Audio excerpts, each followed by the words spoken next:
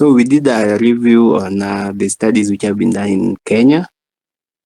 So the title of our paper was Landscape of Cancer Research in Kenya.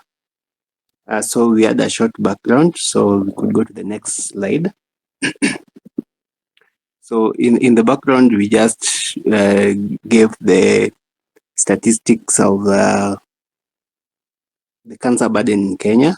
So where we found that Kenya is among the top 10 in cancer burden in Africa. And among these, we had about 44,000 new diagnoses and 29,000 cancer-related deaths being reported in 2022. So this meant that cancer contributed 7% of mortality in Kenya, which is about 7% of all deaths reported in Kenya. And the leading cancer, so cervical, breast, prostate, esophageal, and colorectal. These ones contribute about 51% of all cancer cases in Kenya. Next slide. So, because of the complexity of cancer, the way it presents in different patients, then there is a need for research to be done to understand this complexity. However, we don't understand the landscape or the profile of studies being done in Kenya around cancer. So this is the gap we are trying to fill to understand the characteristics of studies being done in Kenya. Next slide. So this was a review of literature. This was published literature, and we did a search on PubMed. And our keywords for the search were the cancer name and then plus Kenya being the place of the study. So here the cancer name meant the top 10 cancers, which is listed down there. So we did, it was the name of the cancer and Kenya. Then you do the search, then you get the results. Sorry. So, and then we narrowed down our search to publications between the year 2000 and the year 2024. Next slide. So what we were looking at in terms of the papers to include were the one they were supposed to be focused on one of the top 10 cancers as listed above, and then at least a Kenyan author or at least one Kenyan researcher being part of the team. And then the study had to be done in Kenya or among Kenyan population. However, we excluded the preprints which had not been peer reviewed and papers which did not have full text, for especially those who are those which had the embargo where you have to pay for to access the full paper. Then we excluded those ones. And then we did the data extraction in pairs.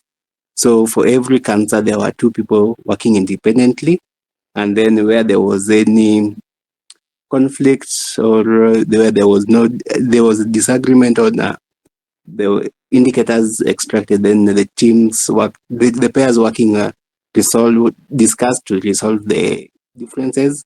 And fortunately, we didn't have a case where we had to bring in a tiebreaker in the name of a third person to help with the resolving the dispute. Next slide. So this is a flow of what we were able to get. So when we did the search, we were able to get 1,408 papers. Then we did the elimination for those which did not meet the criteria. So a total of 509 papers were excluded for various reasons. So we were left with 899 papers to extract data from. Next slide.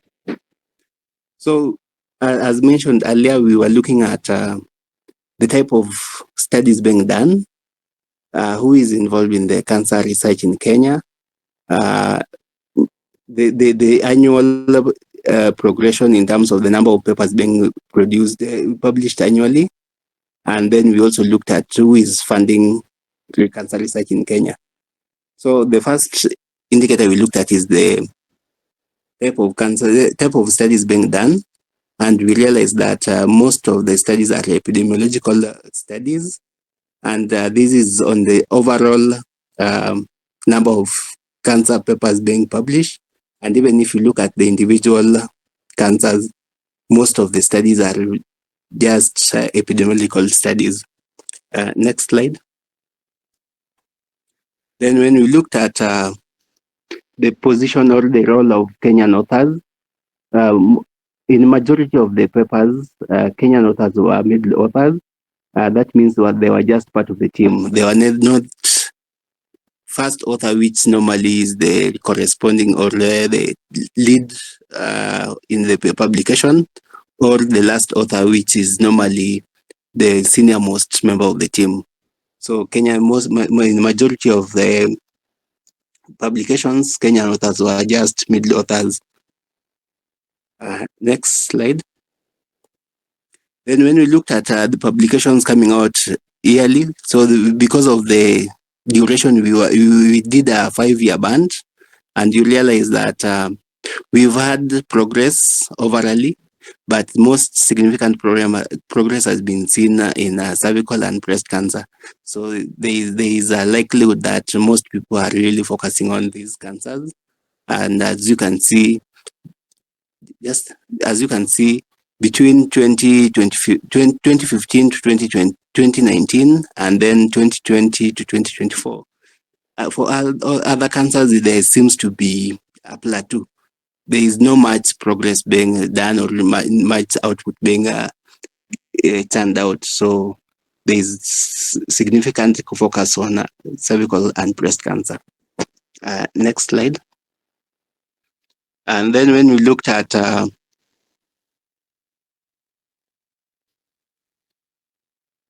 the sources of funding, most cancer research is being funded by foreign institutions or international organizations. And this is overall in all the cancer papers which are being published.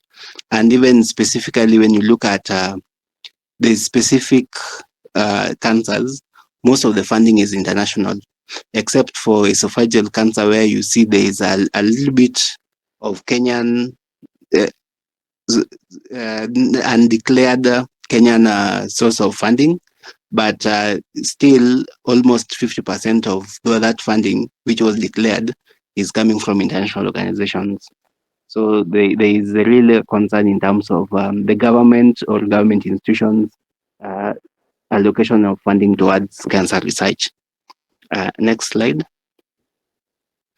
Then similarly, when you look at the institution involved, I think this is closely related to the source of funding. Still, you see most of the organizations which are doing cancer research in Kenya are foreign or international organizations. And this is could be attributed to the fact that when the international organizations give you funding, then it means that their institutions or the international institutions will be part of the study institution or collaborators who will be doing the study. Then next slide. So those are the indicators we were able to look at. And when you look at a bit of discussion in terms of how does this relate to other studies, or what does this mean for us? So we've seen that most studies are epidemiological, which are fairly low cost studies because you don't really need a lot of wet lab and investment. And this could be attributed to the fact that we also have very limited allocation in terms of funding for cancer research. So most researchers would go for studies which they are able to accomplish within the little resources that they are able to get. When you look at authorship, again, the international organizations which fund these studies will then mean that international or international authors take lead roles by being the first authors in those papers, or the senior most authors, or the last position in the authorship. And this is probably because of the imbalance in terms of resource allocation.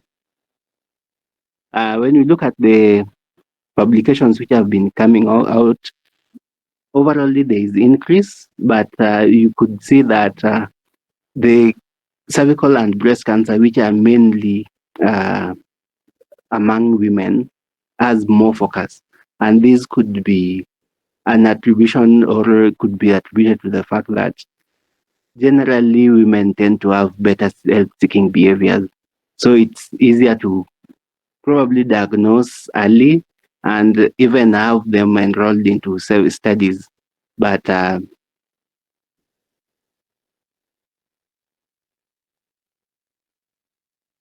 next slide.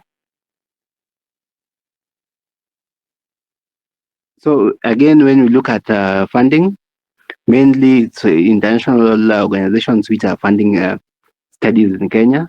And this is a reflection of how the government of Kenya is not really putting a lot of focus on research, and the research in general, and particularly cancer research. And that is why you see, even in terms of the organizations which are, or institutions which are involved in cancer research, it's mainly foreign, because the funding is coming from international organization or foreign funding. And therefore you expect that those institutions which are funding these studies will be part of the studies. And probably we need to appeal to the government so that we start getting allocation in terms of research funding, even in the national government, in the national budget, so that we have more institutions getting into cancer research, and we have more Kenyan authors taking lead roles in cancer research. Next. So in conclusion, we conclude that there is inadequate investment on cancer research in terms of the government and research institutions. So there is no much focus on cancer research by both the government and cancer research institutions. Limited allocation or resources being allocated to cancer research, and this is hurting the research which is being done in this country. The cancer research is limited in scope. We've seen majorly epidemiological studies being done across all the cancer types, and this is limiting our understanding of how do we curb cancer, the cancer problem, or how do we manage cancer, and how do we improve cancer management. And then we also need to probably focus on reducing the reliance on foreign organizations to support cancer research in Kenya. That would be the end of my presentation. If there are questions, comments, this is the point. Thank you.